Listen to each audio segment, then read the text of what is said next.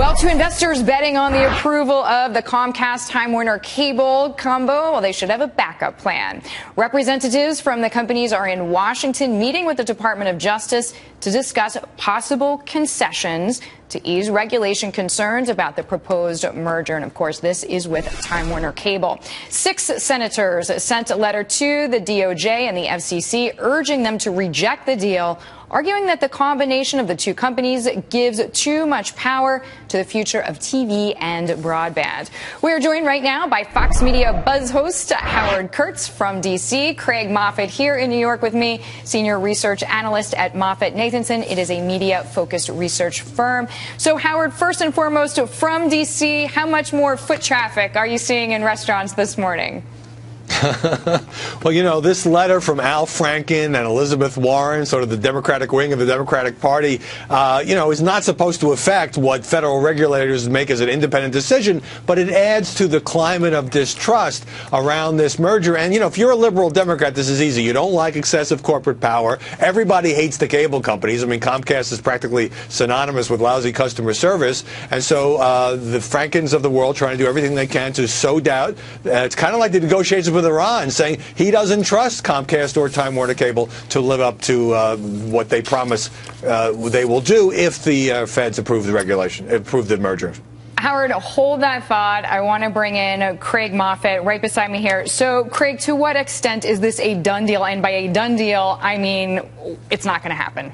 Well, look, it's not over yet, and you could argue that they're just the beginning of the negotiations phase. So certainly it's possible that they pull this out. But look, it was probably no better than a coin flip even before the story showed up on Friday that the DOJ staff was looking at filing against this. So the odds have to be getting worse. What about this idea? We've already made some concessions. Both companies have already worked with Charter. Charter had close to 4 million subscribers. We're already unloading. We're already getting thinner. It doesn't matter, right?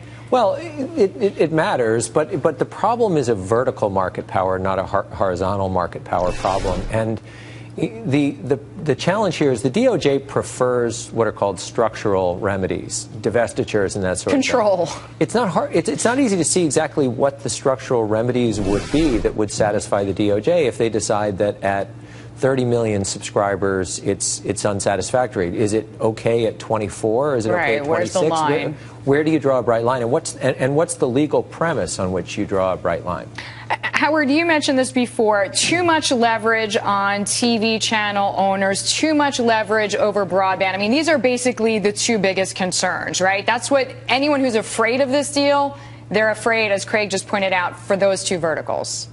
Right. And so the question is whether any level of concession can resolve those concerns. But, this is a two-front war. On one hand, the two companies are going to have to try to get the Justice Department and the FCC to sign up. But there's also the court of public opinion. And on that front, Al Franken and his fellow Democrats scoring some points with a piece in the New York Times today that reflects their arguments that Comcast doesn't have a great track record in terms of living up to past promises with federal regulators. Because if you buy that, then it doesn't matter what the concession are, and does the government even have the power to monitor and enforce any concessions that these two cable giants make? It's a New York Times story, a big setback, I would say, at least in the media climate surrounding this controversial merger.